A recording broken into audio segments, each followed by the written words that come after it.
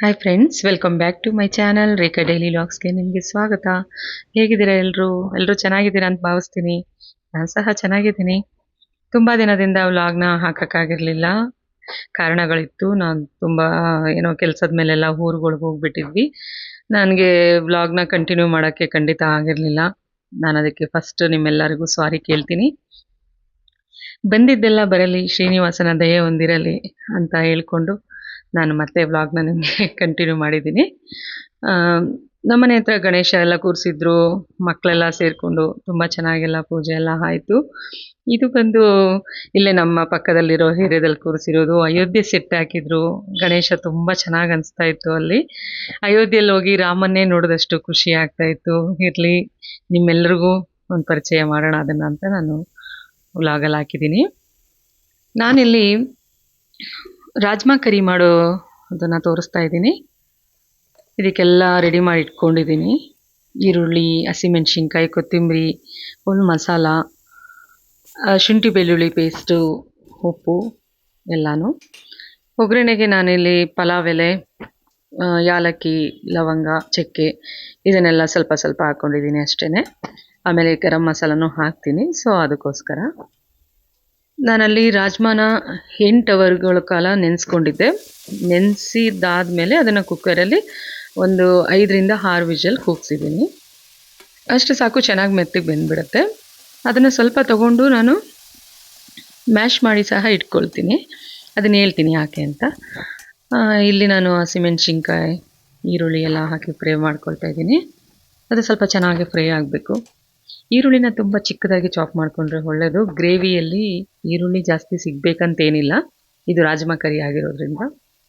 ಶುಂಠಿ ಬೆಳ್ಳುಳ್ಳಿ ಪೇಸ್ಟ್ ನಾನು ಮನೆಯಲ್ಲೇ ರೆಡಿ ಮಾಡ್ಕೊಳ್ಳೋದು. ಅದಕ್ಕೆ ಸ್ವಲ್ಪ ಅರಿಶಿನ ಹಾಕಿರ್ತೀನಿ, ಅದಕ್ಕೆ ಕಲರು. ಅರಿಶಿನ ಹಾಕಿ, ಎಣ್ಣೆ ಹಾಕಿ ಪೇಸ್ಟ್ ಮಾಡಿ ಇಟ್ಕೊಳ್ತೀನಿ. ಫ್ರಿಜ್ಜಲ್ಲಿ ಇಟ್ಕೊಂಡ್ರೆ 1 ವೀಕ್ವರೆಗೂ ಇಟ್ಕೋತೀನಿ. ಅಷ್ಟು ಬೇಗ ಖಾಲಿ ಆದ್ರೂ ಓಕೆ. ಆಮೇಲೆ ಅದನ್ನು ಖಾಲಿ ಆದಮೇಲೆ ಮತ್ತೆ ನಾನು ಮನೆಯಲ್ಲೇ ರೆಡಿ ಮಾಡ್ಕೊಳ್ತೀನಿ. ಅಂಗಡಿಯಿಂದ ತೊಗೊಂಬಂದು ಶುಂಠಿ ಬೆಳ್ಳುಳ್ಳಿ ಪೇಸ್ಟ್ ಹಾಕೋದನ್ನು ದಯವಿಟ್ಟು ಅವಾಯ್ಡ್ ಮಾಡಿ, ಅದಷ್ಟೊಂದು ಸೇಫ್ ಅಲ್ಲ. ಸಾಧ್ಯವಾದಷ್ಟು ಮನೆಯಲ್ಲೇ ರೆಡಿ ಮಾಡ್ಕೊಳ್ಳೋದು ಒಳ್ಳೆಯದು. ಇದೆಲ್ಲ ಚೆನ್ನಾಗಿ ಫ್ರೈ ಆಗ್ತಾ ಇರಲಿ. ಚೆನ್ನಾಗಿ ಫ್ರೈ ಆಗಿದೆ ಅದು. ನಾನು ಒಂದು 4-5 ಟೊಮೊಟೊ ತೊಗೊಂಡು, 4 ಟೊಮೆಟೊ ತೊಗೊಂಡಿದ್ದೀನಿ ದಪ್ಪದು. ಅದನ್ನು ಪೇಸ್ಟ್ ಮಾಡಿ ಇಟ್ಕೊಂಡಿದ್ದೀನಿ. ಇದು ಚೆನ್ನಾಗಿ ಫ್ರೈ ಆಗಬೇಕು. ಇದಕ್ಕೆ ನಾನು ಈ ಪೌಡರ್ಸ್ ಎಲ್ಲ ಹಾಕ್ಕೊತೀನಿ. ಇದರಲ್ಲಿ ಚಿಲ್ಲಿ ಪೌಡರ್, ಗರಂ ಮಸಾಲ, ಧನಿಯಾ ಪೌಡರ್, ಸ್ವಲ್ಪ ಅರಿಶಿನ, ಇಷ್ಟನ್ನು ಜೀರಾ ಪೌಡರು ಸ್ವಲ್ಪ ಹಾಕ್ಕೊಂಡಿದ್ದೀನಿ. ಇದನ್ನು ಹಾಕ್ಕೊಂಡ್ಬಿಟ್ಟು ಚೆನ್ನಾಗಿ ಮಿಕ್ಸ್ ಮಾಡ್ಕೋಬೇಕು. ಇದೇನು ಆಯಿಲ್ ಇಲ್ಲದೆ ಈ ಥರ ಡ್ರೈ ರೋಸ್ಟ್ ಮಾಡ್ಕೊಳ್ಳೋದಾ ಅಂತ ಅಂದ್ಕೋಬೇಡಿ. ಆಯಿಲ್ ಹಾಕಿದ್ದೀನಿ, ಅದು ತಾನಾಗೆ ಎಣ್ಣೆ ಬಿಟ್ಕೊಳ್ಳುತ್ತೆ. ಸ್ವಲ್ಪ ಹೊತ್ತು ವೆಯ್ಟ್ ಮಾಡಬೇಕು, ತುಂಬ ಆಯಿಲ್ ಆಗಿಬಿಡುತ್ತೆ ಇಲ್ಲಾಂದರೆ. ಇದು ಚೆನ್ನಾಗಿ ಸ್ವಲ್ಪ ಒಗ್ಗರಣೆಗೆ ನಾವು ಯಾವಾಗ ಪೌಡರ್ಸ್ನೆಲ್ಲ ಹಾಕ್ಕೊಂಡು ಫ್ರೈ ಮಾಡ್ತೀವಿ, ಅದು ತುಂಬ ಚೆನ್ನಾಗಿ ಅರೋಮನೂ ಬರುತ್ತೆ, ಚೆನ್ನಾಗೂ ಟೇಸ್ಟು ಸಹ ತುಂಬ ಚೆನ್ನಾಗಾಗುತ್ತೆ. ಸೊ ಆ ಥರ ಟ್ರೈ ಮಾಡಿ. ಈ ಟೊಮೊಟೊ ಎಲ್ಲ ಹಾಕಿ ಅಥವಾ ಬೇಳೆ ಬೇಯಿಸ್ಕೊಂಡಿರ್ತೀವಿ ಅದನ್ನು ಹಾಕಿ, ಅದೆಲ್ಲ ಹಾಕಿದ್ಮೇಲೆ ಪೌಡರ್ಸ್ ಹಾಕೋದಕ್ಕಿಂತ ಯಾವಾಗಲೂ ಈ ಥರ ಮಸಾಲೆ ಒಗ್ಗರಣೆ ಮಾಡ್ಕೊಳ್ಳೋದ್ರಲ್ಲೇ ಪೌಡರ್ನ ಆ್ಯಡ್ ಮಾಡ್ಕೊಳ್ಳೋದ್ರಿಂದ ತುಂಬ ಚೆನ್ನಾಗಾಗತ್ತೆ. ಇದು ಸ್ವಲ್ಪ ಚೆನ್ನಾಗಿ ಫ್ರೈ ಆಗಲಿ. ಅದಕ್ಕೆ ಸ್ವಲ್ಪ ನೀರು ಹಾಕ್ಕೊಂಡೆ ನಾನು. ಅದು ಆಯಿಲೆಲ್ಲ ಬಿಟ್ಕೊಳ್ಳುತ್ತೆ ಒಂದು 5 ಮಿನಿಟ್ಸ್ ಬಿಟ್ಟರೆ. ಇದೊಂದು ಚಿಕ್ಕ ಟಿಪ್ಸು.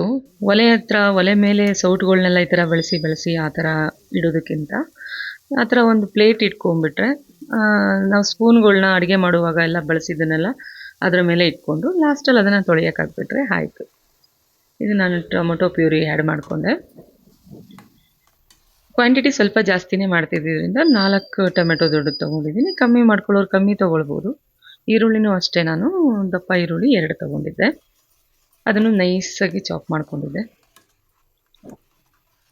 ಪೇಸ್ಟ್ ಮಾಡ್ಕೊಳ್ಳೋದು ಬೇಡ ಈರುಳ್ಳಿನ, ಅಷ್ಟೊಂದು ಚೆನ್ನಾಗಿ ಅನಿಸಲ್ಲ. ಯಾಕೆಂದರೆ ಈರುಳ್ಳಿನೂ ಪೇಸ್ಟು, ಇದು ಪೇಸ್ಟ್ ಆಗೋದ್ರಿಂದ ಅದರ ಟೇಸ್ಟ್ ಒಂಥರ ಡಿಫ್ರೆಂಟ್ ಆಗಿಬಿಡುತ್ತೆ. ಚಿಕ್ಕದಾಗಿ ಹಚ್ಕೊಂಡ್ರೆ ಸಾಕು. ಇದು ನೋಡಿ ಎಷ್ಟು ಚೆನ್ನಾಗಿ ಆಯಿಲೆಲ್ಲ ಬಿಟ್ಕೊಂಡಿದೆ. ಅದು ಸ್ವಲ್ಪ ಹೊತ್ತು ಪ್ಲೇಟ್ನ ಕವರ್ ಮಾಡಿಬಿಟ್ಟು ಬಿಟ್ಬಿಟ್ರೆ ಚೆನ್ನಾಗಿ ಫ್ರೈ ಆಗುತ್ತೆ. ಮಸಾಲೆ ಅಂತೂ ತುಂಬ ಚೆನ್ನಾಗಿ ಗಮ್ ಅಂತ ಇತ್ತು. ರಾಜ್ಮಾ ಕರಿ ತುಂಬ ಒಳ್ಳೆಯದು ಕೂಡ, ಆರೋಗ್ಯಕ್ಕೆ ತುಂಬ ಒಳ್ಳೆಯದು, ತುಂಬ ಟೇಸ್ಟೂ ಇರುತ್ತೆ. ನಾನು ಇದಕ್ಕೆ ಕಾಂಬಿನೇಷನಾಗಿ ಪೂರಿ ಮಾಡ್ಕೊಳ್ತಾ ಇದ್ದೆ. ದೋಸೆ, ರೊಟ್ಟಿ ಎಲ್ಲ ಜೊತೆ ತಿನ್ಬೋದು, ರೈಸ್ ಜೊತೆನೂ ತಿನ್ಬೋದು. ನೋಡಿ ಇದನ್ನು ನಾನು ರಾಜ್ಮಾನ ಅದು ಬೆಂದಾದಮೇಲೆ ಸ್ವಲ್ಪ ಮಾತ್ರ ತಗೊಂಡು ಈ ಥರ ಚಿಕ್ಕದಾಗಿ ಸ್ಮ್ಯಾಶ್ ಮಾಡ್ಕೊಂಡಿದ್ದೆ. ಅದು ಸುಮ್ಮನೆ ಒಂದು ಗ್ಲಾಸಲ್ಲಿ ಈ ಥರ ಪ್ರೆಸ್ ಮಾಡಿಬಿಟ್ಟು ಹಾಕಿದ್ರೆ ಆಯಿತು. ಮಿಕ್ಸಿಲೆಲ್ಲ ಹಾಕಿ ಪೇಸ್ಟ್ ಮಾಡೋದೆಲ್ಲ ಬೇಡ. ಯಾಕೆ ಆ ಥರ ಹಾಕ್ತೀವಿ ಅಂದರೆ ಗ್ರೇವಿನೂ ಅದು ಗಟ್ಟಿ ಇರುತ್ತೆ, ಕರಿನೂ ಗಟ್ಟಿ ಇರುತ್ತೆ, ಸ್ವಲ್ಪ ಚೆನ್ನಾಗಿ ಟೇಸ್ಟು ಸಹ ಚೆನ್ನಾಗಿ ಕೊಡುತ್ತೆ. ಅದಕ್ಕೋಸ್ಕರ ಕೆಲಸ ಮಾಡಿರೋದು. ಕೆಲವರು ಹಾಕೋದಿಲ್ಲ, ನಾನು ಹಾಕಿದ್ದೀನಿ ಆ ಥರ. ಇದು ಚೆನ್ನಾಗಿ ಬೆಂದಿದೆ. 8 ಅವರ್ ನೆಂದ್ಬಿಟ್ಟು ಮತ್ತೆ 4-5 ವಿಷಲ್ ಕೂಗಿಸ್ಕೊಂಡ ನಂತರ ಇದು ಚೆನ್ನಾಗೇ ಇರುತ್ತೆ, ಚೆನ್ನಾಗಿ ಬೆಂದಿರುತ್ತೆ. ಅದ್ರ ನೀರು ಸಮೇತ ನಾವು ಅದಕ್ಕೆ ಆ್ಯಡ್ ಮಾಡ್ಕೊಂಡ್ಬಿಟ್ರೆ ಆಯಿತು.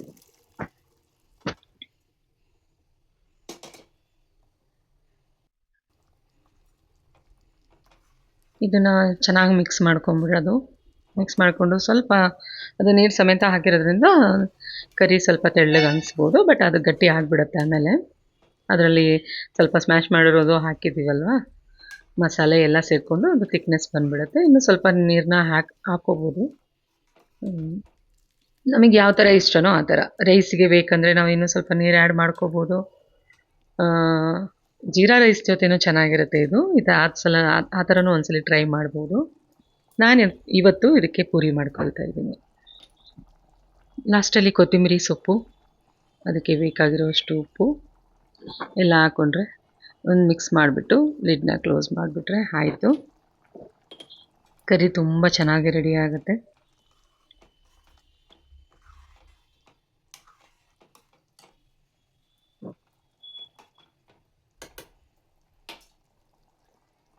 ಇದಕ್ಕೆ ಇವಾಗ ಒಂದು ಲಿಡ್ನ ಕ್ಲೋಸ್ ಮಾಡಿ ನಾನು ಸ್ವಲ್ಪ ಹೊತ್ತು ಬಿಟ್ಬಿಡ್ತೀನಿ. ಅದು ಚೆನ್ನಾಗಿ ಸ್ವಲ್ಪ ಕುದೀಲಿ ಅಂತ. ಎಲ್ಲ ಮಸಾಲೆ ಎಲ್ಲ ಇಟ್ಕೊಳ್ಳುತ್ತೆ. ನೋಡಿ ಎಷ್ಟು ಚೆನ್ನಾಗಿ ಕುದೀತಾ ಇದೆ. ಮಸಾಲೆ ಎಲ್ಲ ತುಂಬ ಚೆನ್ನಾಗಿ ಇಟ್ಕೊಳ್ಳುತ್ತೆ ಕಾಳಿಗೆಲ್ಲ. ಟೇಸ್ಟ್ ತುಂಬ ಚೆನ್ನಾಗೇ ಆಗಿರುತ್ತೆ. ಇಷ್ಟು ಬೆಂದರೆ ಸಾಕು, ಜಾಸ್ತಿ ಎಲ್ಲ ಬೇಯಿಸ್ಕೊಳ್ಳೋದು ಬೇಡ. ಅದು ನಾವು ಸ್ಟವ್ ಆಫ್ ಮಾಡಿ ಬಿಟ್ಟ ಮೇಲೆ ಸಹ ಕರಿ ಗಟ್ಟಿ ಆಗಿಬಿಡುತ್ತೆ. ಸೊ ಇಷ್ಟು ಸ್ವಲ್ಪ ಲಿಕ್ವಿಡ್ ಇರುವಾಗಲೇ ಅದನ್ನು ಆಫ್ ಮಾಡಿಕೊಂಡ್ರೆ ಸಾಕು. ನಾನು ಇದ್ರ ಜೊತೆಗೆ ಕಾಂಬಿನೇಷನ್ ಆಗಿ ಪೂರಿನ ಮಾಡ್ಕೊಳ್ತಾ ಇದ್ದೀನಿ. ಪೂರಿಗೆ ಎಲ್ಲೂ ಒಂದು ಟಿಪ್ಸ್ ಏನಂದರೆ, ಕೆಲವರೆಲ್ಲ ಹಿಟ್ಟು ಬಳಸಿನೇ, ನಾನಿಲ್ಲಿ ಗೋಧಿ ಹಿಟ್ಟಿಗೆ 2 ಸ್ಪೂನಷ್ಟು 3 ಸ್ಪೂನಷ್ಟು ಚಿರೋಟಿ ರವೆ ಮಿಕ್ಸ್ ಮಾಡಿ ಕಲಸಿ ಇಟ್ಕೊಂಡಿದ್ದೆ. ಉಪ್ಪಾಕಿ ಒಂದು ಹಾಫ್ ಆನ್ ಅವರ್ ಆಗಿಟ್ಟರೆ ಸಾಕು, ಚೆನ್ನಾಗಿರುತ್ತೆ. ಈ ಥರ ಚಿಕ್ಕ ಚಿಕ್ಕದಾಗಿ ಒಂದು ಉಂಡೆ ತೊಗೊಂಡ್ಬಿಟ್ಟು ಪೂರಿನ ಲಟ್ಟಿಸ್ಕೊಳ್ಳೋದು. ನಾನು ಇದನ್ನು ಲಟ್ಟಿಸ್ಕೊಳ್ತಾ ಇರೋದು ಯಾವ ಥರ ಅಂದರೆ, ಕೆಲವರೆಲ್ಲ ಹಿಟ್ಟನ್ನು ಹಾಕಿ ಲಟ್ಟಿಸ್ಬಿಟ್ಟು ಕರಿತಾರೆ. ಅದರಿಂದ ಎಣ್ಣೆನೂ ಹಾಳಾಗುತ್ತೆ, ಪೂರಿನೂ ಚೆನ್ನಾಗಿ ಇದಾಗೋದಿಲ್ಲ. ಸೊ ಆ ಥರ ಮಾಡೋದು ಬೇಡ. ಆಯಿಲೆಲ್ಲ ಏನು ಜಾಸ್ತಿ ಇಟ್ಕೊಳ್ಳೋದಿಲ್ಲ. ಏನು ಮಾಡಬೇಕಂದ್ರೆ ಎಣ್ಣೆನೇ ಹಚ್ಕೊಂಡ್ಬಿಟ್ಟು ಪೂರಿನ ಲಟ್ಟಿಸ್ಕೋಬೇಕು. ಅದನ್ನು ಕರೆದ್ರೆ ಅದರಲ್ಲಿ ಏನು ಎಣ್ಣೆ ಎಲ್ಲ ಜಾಸ್ತಿ ಇಟ್ಕೊಳ್ಳುತ್ತೆ ಅಂತ ಏನಿಲ್ಲ, ಚೆನ್ನಾಗಿ ಡ್ರೈ ಆಗುತ್ತೆ. ಪೂರಿನೂ ಚೆನ್ನಾಗಿ ಉಬ್ಬಿ ಬರುತ್ತೆ. ಪೂರಿನ ಸ್ವಲ್ಪ ತೆಳ್ಳಗೋಸ್ಕೋಬಾರ್ದು, ಅದು ರೊಟ್ಟಿ ಥರ ಆಗೋಗ್ಬಿಡುತ್ತೆ ಅಷ್ಟೇ. ಸೊ ಅದು ತುಂಬ ಟೇಸ್ಟಾಗಿತ್ತು. ನಾನು ನನ್ನ ಫ್ರೆಂಡ್ ಮನೆ ಹಾಲುಕ್ಸಿ ಅವತ್ತು ಲಲಿತಾ ಸಹಸ್ರನಾಮ ಪೂಜೆ ಇಟ್ಕೊಂಡಿದ್ರು. ಸೊ ನಮ್ಮ ಫ್ರೆಂಡ್ಸ್ ಎಲ್ಲ ಸೇರಿದ್ವಿ ಅಲ್ಲಿ. ತುಂಬ ಚೆನ್ನಾಗಿತ್ತು ಪೂಜೆ ಎಲ್ಲ. ಎಲ್ಲರೂ ಸೇರಿ ಅವ್ರಿಗೆ, ಗಂಡ ಹೆಂಡ್ತಿಗೆ, ಅವ್ರ ಮನೆಯಲ್ಲಿರೋರಿಗೆಲ್ಲ ಆಶೀರ್ವಾದ ಮಾಡಿ ತುಂಬ ಚೆನ್ನಾಗಿ ಪೂಜೆ ಎಲ್ಲ ಮುಗಿಸ್ಕೊಟ್ರು. ಲಲಿತಾ ಸಹಸ್ರನಾಮ ಆಶಾ ಅಂತ ನನ್ನ ಫ್ರೆಂಡ್ ಇದ್ದಾಳೆ, ಅವ್ರದ್ದು ಒಂದು ಟೀಮೇ ಇದೆ. ಅವರು ಎಲ್ಲ ಬಂದಿದ್ದರು. ಇನ್ನು ನಮ್ಮ ಫ್ರೆಂಡ್ಸ್ಗಳು ಎಲ್ಲರೂ ಸೇರಿಕೊಂಡಿದ್ರು. ಸೊ ರೇವತಿ ಅಂತ ಅವಳ ಮನೆ. ಆ್ಯಕ್ಚುಲಿ ಇದು ನಮ್ಮದು ಕಲಾ ಮೇಡಮ್ ಮನೆ. ಇದನ್ನು ಮುಂಚೆನೇ ನಾನು ಒಂದ್ಸಲ ತೋರಿಸಿದ್ದೀನಿ ಈ ಮನೇನ. ಆ ಮನೇನ ಅವರು ಇವಾಗ ಊರಿಗೆ ಹೋಗ್ತಾ ಇರೋದ್ರಿಂದ ನನ್ನ ಫ್ರೆಂಡ್ ಇನ್ನೊಬ್ಳು ರೇವತಿ, ಅವರೇ ಆ ಮನೆಗೆ ಬರ್ತಾ ಇದ್ದಾರೆ. ಸೊ ಅಲ್ಲಿ ಹಾಲುಕ್ಸ್ಬಿಟ್ಟು ಪೂಜೆ ಎಲ್ಲ ಮಾಡಿತ್ತು. ತುಂಬ ಚೆನ್ನಾಗಿತ್ತು. ಸೊ ಅವತ್ತೇ ಟೀಚರ್ಸ್ ಡೇ ಬೇರೆ ಇದ್ದಿದ್ದರಿಂದ ನಮ್ಮ ಕಲಾ ಮ್ಯಾಮ್ಗೆ ಟೀಚರ್ಸ್ ಡೇ ವಿಶ್ ಮಾಡಿದ್ವಿ. ಸರ್ಪ್ರೈಸಾಗಿ ಒಳಗಡೆ ಕರೆದುಬಿಟ್ಟು ಅವ್ರು ತುಂಬ ಖುಷಿ ಆಗಿಬಿಟ್ರು. ಸೊ ನಮ್ಮ ಫ್ರೆಂಡ್ಸ್ ಗ್ರೂಪೆಲ್ಲ ಹಾಗೇ ಏನೋ ಒಂಥರ ವಿಶೇಷ, ತುಂಬ ಖುಷಿ ಕೊಡ್ತು. ಈ ವ್ಲಾಗ್ನ ನಾನು ಇಲ್ಲಿಗೆ ಎಂಡ್ ಮಾಡ್ತಾಯಿದ್ದೀನಿ.